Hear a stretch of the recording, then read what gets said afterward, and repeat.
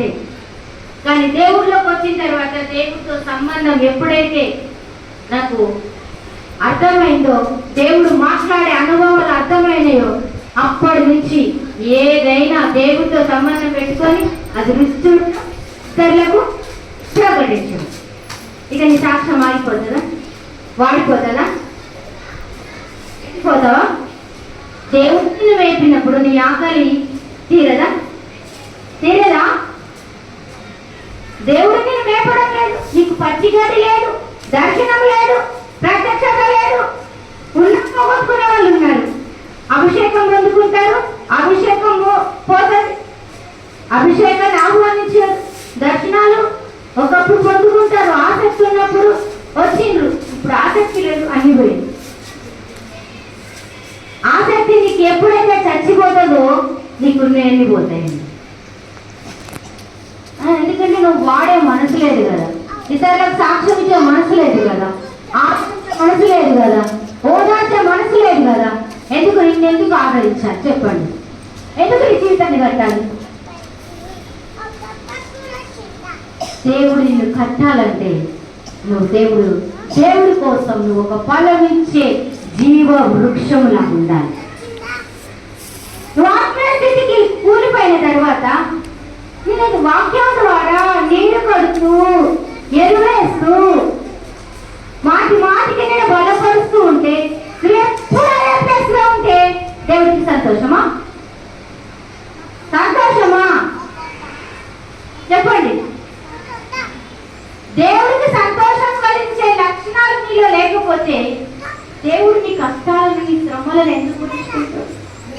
ఒక తల్లిదండ్రి ఒక కుమారుడిని పెంచిన తర్వాత యవ్వనస్తుడైన తర్వాత ఆ యవ్వనస్తుడు తండ్రి తల్లి చెయ్యి దాటి ఇష్టానుసరంగా నడుచుకున్నారనుకోండి, ఏం చేస్తారు తల్లిదండ్రి? ఏం చెప్తారు? మీ తల్లిదండ్రులు ఉన్నారా? మీరు కొడుకులు ఉన్నారా? మీకు పిల్లలు ఉన్నారా? మీరు తల్లిదండ్రులు వారి పట్ల ఎలా ప్రవర్తిస్తారు? విడిచిపెడతారు. ఏం చేస్తారు? విడిచిపెడతారా? కూర నీ ఇష్టం వచ్చినట్టు చేసుకో, నీకే ఒక రోజు వస్తుంది. ఇద్దరు కొడుకులు ఉన్నారు బైబిల్లో కూడా, తండ్రి మాట విన్నోడు, తండ్రి మాట వినోడు.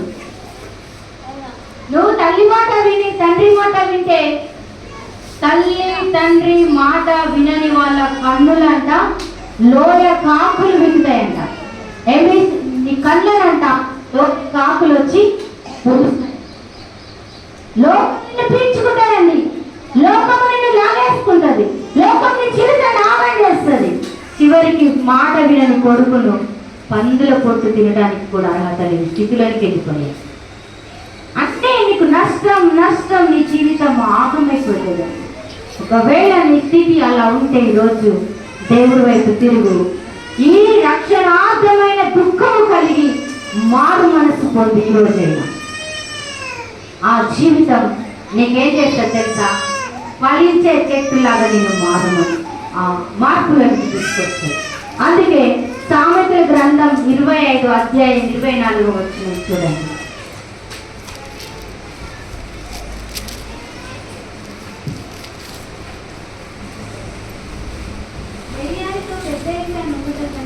సామెతలు 25 అధ్యాయము 24 వచ్చింది. గయ్యాలితో పెద్ద ఇంట ఉండుట కంటే మిద్ద మీద ఒక మూల నివసించడం మేలు. ఇక్కడ కొంతమంది అంట గయ్యాలి లాగా ఉంటారంట, ఇంట్లో భర్తల మీదకి బాగా లేస్తారంట. భార్యలు కూడా భర్తల మీదకి, భర్తలు కూడా భార్యల మీదకి. నువ్వంటే నేను ఎందుకు పడతా, నువ్వంటే నేను ఎందుకు పడతా అని మనుషులు ఉన్నారా? ఎవరు లేరు కావచ్చు కదా, నేనే కావచ్చు. హల్లెలూయా.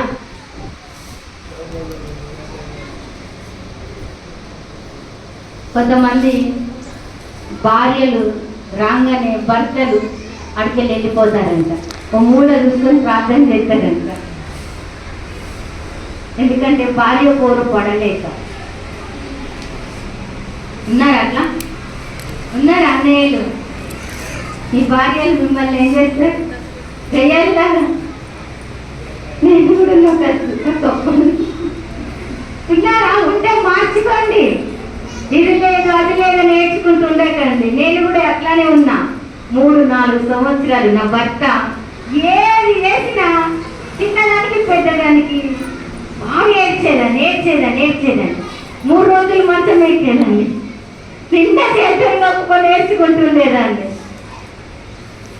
దేవుడు నాకు అర్థం చెప్పిండు, వాక్యం అర్థమైంది. అప్పటి నుంచి నా దుఃఖం ఆత్మ సంబంధమైన దుఃఖం. ప్రజలను రక్షించాలన్నా దుఃఖం, ఆత్మల పట్ల భారం కలగాలన్నా దుఃఖం. ఇక మార్మన్స్ పొందానండి. ఇప్పుడు నాకు నా భర్త ఏది తెచ్చినా తేకపోయినా నేను అలవాటు పడిపోయాను. ఇప్పుడైతే ఆయన భూమి మీద నుండి లేకుండానే వెళ్ళిపోయాను. ఒకవేళ ఉన్న రోజులు ఏడ్చాను అనుకోండి, ఇప్పుడు వాళ్ళ మీద ఏడవాలి. హల్లెలూయా. ఇప్పుడు దేవుడితో సంబంధం పెట్టుకున్నాను కాబట్టి ఏది లేకున్నా దేవా నువ్వే నాకు అన్ని అని చెప్పగలుగుతున్నాను. అందుకే మీరు ఎవరు భర్తల మీద ఏడవకండి. ఒకవేళ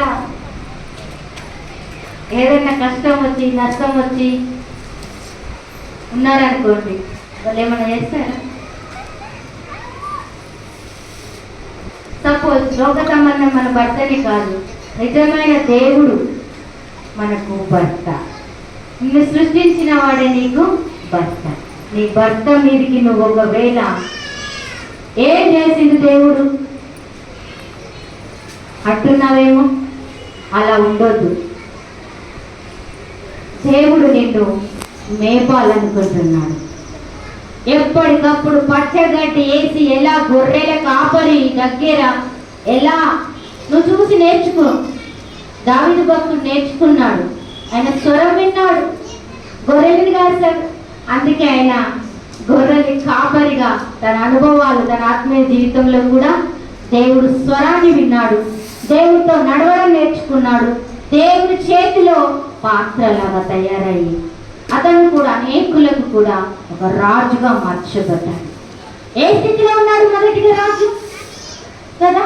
గొర్రెల దొడ్డిలో ఉన్న దాన్ని దేవుడు ఎన్నుకొని రాజుగా అభిషేకించి మంచి సాక్షిగా నిలబెట్టుకున్నాడు.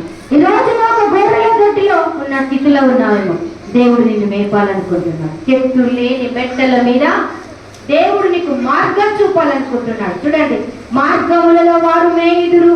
ఈ రోజు నువ్వు ఏ మార్గంలో ఉన్నావు? యేసయ్య మార్గంలోకి రా. నేనే మార్గం, నేనే సత్యం, నేనే జీవం. రోజు నీకు ఆయన జీవం కలిగే మార్గంలో నడిపిస్తాడు. రోజు సత్యాన్ని నీకు బోధిస్తాడు. ఈ లోకంలో ఎవ్వరు కూడా మనకు బోధించే వాళ్ళు లేరండి. మార్గంలో వారు మేయుదురు, చెట్టు లేని మెట్టలన్నిటి మీద వారికి మేపు కలుగును. ఆకలితో ఉన్నావేమో, దేవుడు మేపితే నీ ఆకలంతా ఈరోజు తీర్చబడబోతుంది. నిజంగా ఈ వాక్యాన్ని నమ్మితే ఈరోజు మీరు మీ యొక్క హృదయములో రాసుకోండి. ఈ వాక్యాన్ని పోరాడి హృదయంలో ఉంచుకోండి. దేవుడు ఈరోజు నుంచి కళ్ళ ద్వారా మాట్లాడబోతున్నాడు, వాక్యం ద్వారా మాట్లాడబోతున్నాడు, దర్శనం ద్వారా మాట్లాడబోతున్నాడు, ప్రవచనాల ద్వారా మాట్లాడబోతున్నాడు. పరిశుద్ధాత్మ దేవుడే నిన్ను పరిపాలించబోతున్నాడు. ఈ పరిచర్యలో నువ్వు ఉన్నావు, మర్చిపోవద్దు. ప్రతి ఒక్కరు కూడా ప్రార్థన చేద్దాం. మోకరించినట్లయితే పరిశుద్ధాత్మ దేవుడే ఈ రోజు నిన్ను మేపడిపోతున్నాడు. ఈరోజు తన మార్గం నీకు తెరవబోతున్నాడు. దేవుడి శక్తి నీ మధ్యలోకి దిగిరాబోతుంది. ఉగాది నీ హృదయాన్ని ఇస్తే, నీ మనసు ఇస్తే, నీ తలంపులు ఇస్తే, దేవుడు హృదయంలో